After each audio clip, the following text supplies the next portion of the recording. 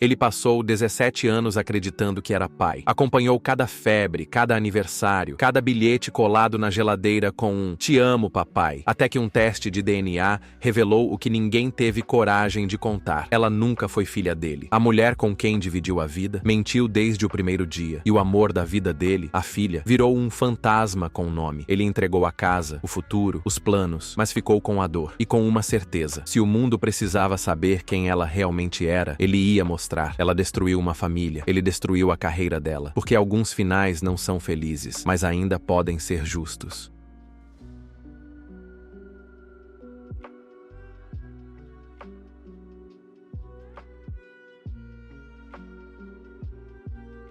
Descobri que minha filha adolescente não é meu. Me divorciei da minha esposa infiel e arruinei a carreira dela.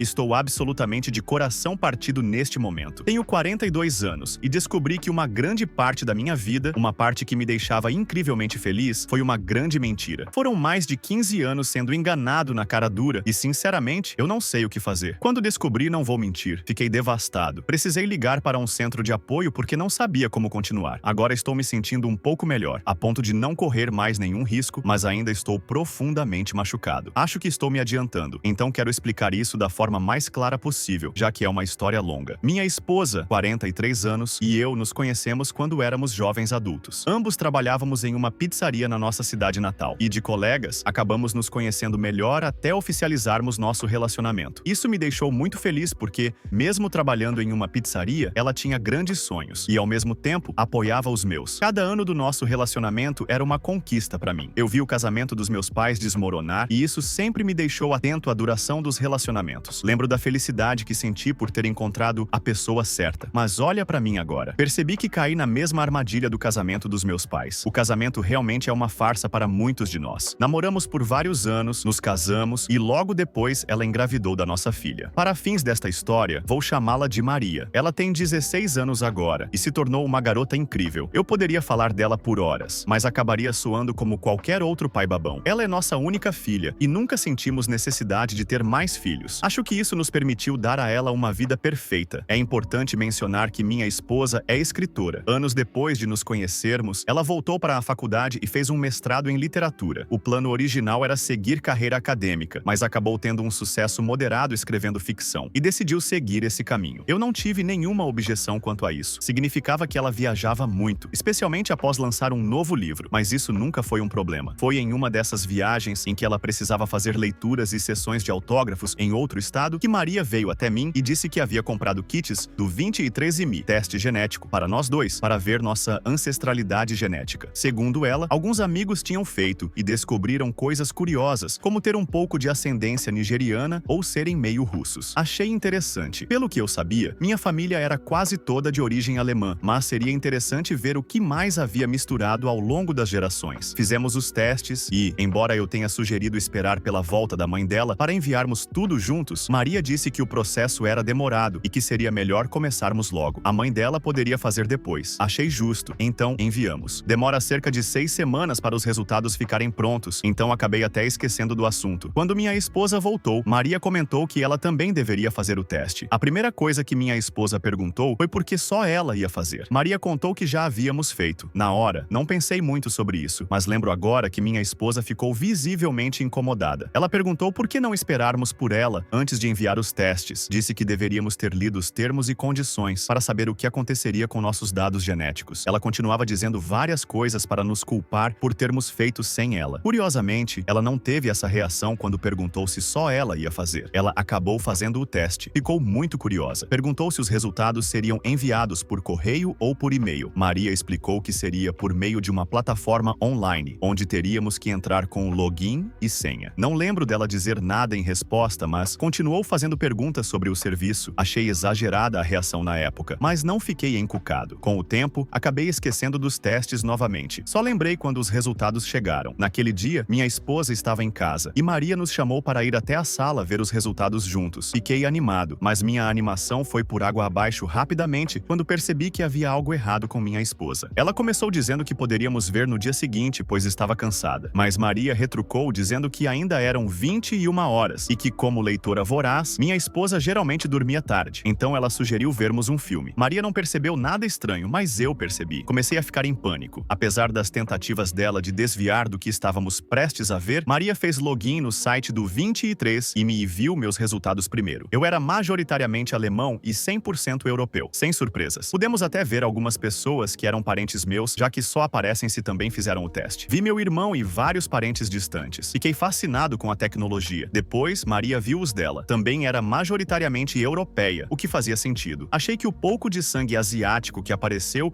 fosse por parte da mãe, o que provavelmente foi surpresa para ela também. Comecei a me sentir estranho quando Maria procurou os parentes dela e encontrou a mãe, mas eu não apareci. Achei que fosse erro técnico, mas quando vi outros parentes do lado paterno dela que não estavam no meu relatório, percebi que tinha algo muito errado. Não sou burro, já tinha uma noção do que poderia ser, mas não queria concluir nada. A certeza veio ao vermos os resultados da minha esposa. Ela era majoritariamente europeia, com um pouco de sangue árabe, mas nenhum traço asiático. Foi aí que soube. Ela também podia ver Maria como filha nos resultados. Eu não. A empolgação que Maria e eu tivemos ao ver os resultados simplesmente não existiu com minha esposa. Ela fazia comentários básicos. Talvez Maria não tenha percebido, mas eu sabia. E sabia que minha esposa também sabia que eu tinha entendido. Tudo o que consegui fazer foi dar um tapinha no ombro da minha filha, levantar e sair da casa. Eu precisava sair. Estava fervendo por dentro e não queria explodir na frente de Maria. O mais louco é que, mesmo com tudo isso, meu cérebro não conseguia desligar a ideia de que Maria era minha filha. Foram 16 anos criando essa menina, conhecendo cada detalhe dela, vendo seu crescimento. Eu deveria simplesmente jogá-la fora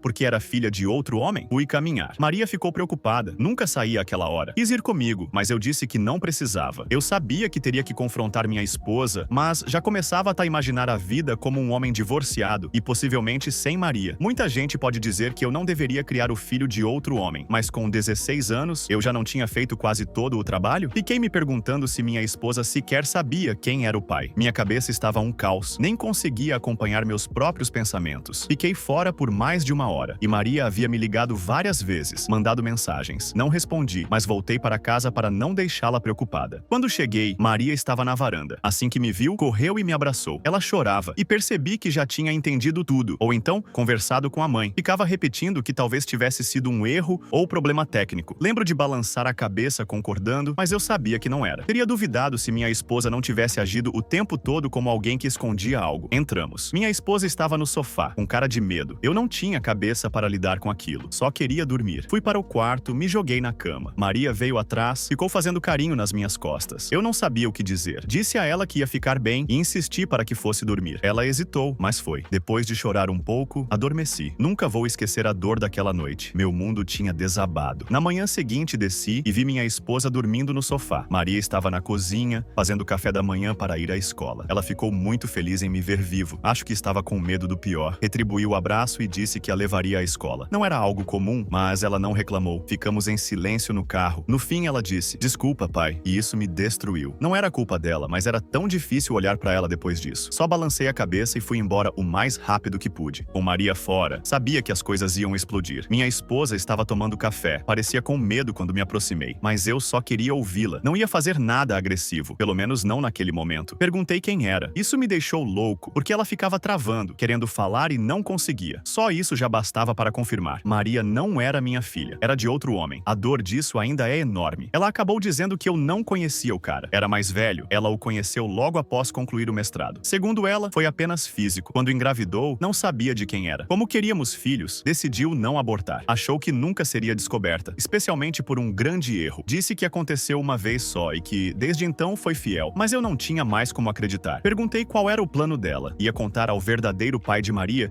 que ele tinha uma filha adolescente? Ela disse: "Você é o único pai que ela quer." Isso me irritou. Eu disse que desde o momento que descobri a traição e que Maria não era minha filha, tudo tinha mudado. Eu queria continuar vendo Maria como minha filha, mas era muito difícil. E é até hoje. Não é como se eu tivesse parado de amar Maria. Eu ainda amo, mas o erro da mãe estragou tudo. Disse que resolveria a situação com Maria, mas que naquele momento nosso casamento havia acabado. Ia resolver o divórcio e não queria brigas. Avisei que procuraria outro lugar para ficar. Viver naquela casa seria complicado. Não queria que Maria passasse por todo aquele clima. Em poucas horas, arrumei o que consegui e saí de casa antes do fim das aulas. Desde então, não vi Maria, exceto por uma videochamada. Ela queria saber se eu estava bem. Fiz o possível para explicar minha posição e acho que ela entendeu, mas uma parte dela está com raiva de mim. Isso dói, não foi minha culpa. Entreguei os papéis do divórcio para minha esposa e ela está demorando para assinar. Já se passou mais de uma semana. Enquanto espero, achei que seria um bom momento para escrever tudo isso e desabafar. Não sei se preciso de conselhos, mas vou ler todos os comentários mesmo assim. Atualização. Minha esposa, percebi que não mencionei o nome dela no último post. É Ellie. Finalmente assinou os papéis do divórcio alguns dias depois da minha publicação. Descobrir que minha filha adolescente não era minha me destruiu, mas estou aprendendo a lidar com isso. O processo de divórcio foi irritante, mas não tão ruim quanto alguns que li por aqui. Tivemos que fazer testes de paternidade obrigatórios determinados pelo tribunal, e isso foi a prova objetiva que eu precisava para comprovar que fui enganado o tempo todo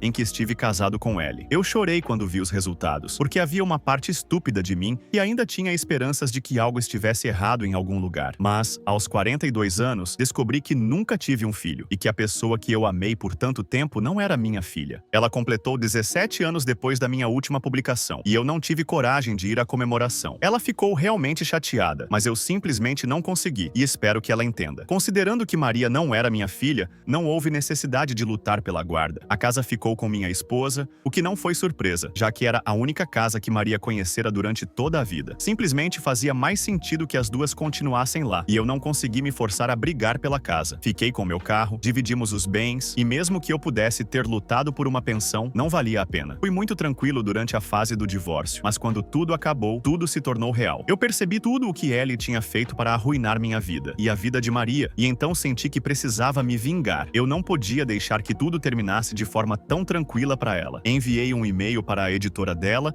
e para o agente literário, deixando muito claro o que ela havia feito, com o máximo de provas que consegui reunir. Fui até as comunidades do Facebook das quais ela fazia parte e todas as contas de redes sociais dela, e comecei a divulgar a verdade. Eu precisava que o maior número possível de pessoas soubesse do que ela tinha feito. Para alguém que escreve muitos romances, descobrir que ela traiu seu parceiro de longa data e tentou cometer fraude de paternidade não cairia bem. Muitas das minhas postagens e comentários foram apagados depois de um tempo, mas eu sabia que muitos tinham alcançado o público, porque recebi notificações de pessoas reagindo e respondendo. Algumas pessoas tomaram a iniciativa de mandar mensagens para a editora dela, algo que, felizmente, eu não incentivei ninguém a fazer. E eu só soube que eles decidiram se distanciar dela até as coisas se acalmarem porque ela me ligou bem irritada. Disse a ela que merecia mais do que aquilo e que, com sorte, ela nunca mais me procurasse. E é isso que imagino que vai acontecer. Pelo que sei, eles não entraram mais em contato com ela, e já faz cerca de um mês desde aquela ligação. Se houvesse mais maneiras de atingi-la, eu usaria. No entanto, tudo em que consegui pensar estava relacionado à carreira dela, porque eu sabia que isso era o que mais a machucaria. Postei resenhas no Goodreads e na Amazon para que novos leitores vissem seu comportamento, e se ela lançar um novo livro, estarei lá também. Ela ligou há alguns dias, claramente bêbada. Começou dizendo que deveríamos voltar a ficar juntos. Obviamente, palavras ditas só por causa do álcool. Quando eu ri, ela começou a gritar, dizendo que eu arruinei a carreira dela. Ainda é cedo para dizer se isso é verdade, mas se eu arruinei, fico feliz por isso. Enquanto isso, do lado da Maria, expliquei a ela que vou precisar me afastar, mas que não estarei ausente para sempre. Ela significa muito para mim, e infelizmente,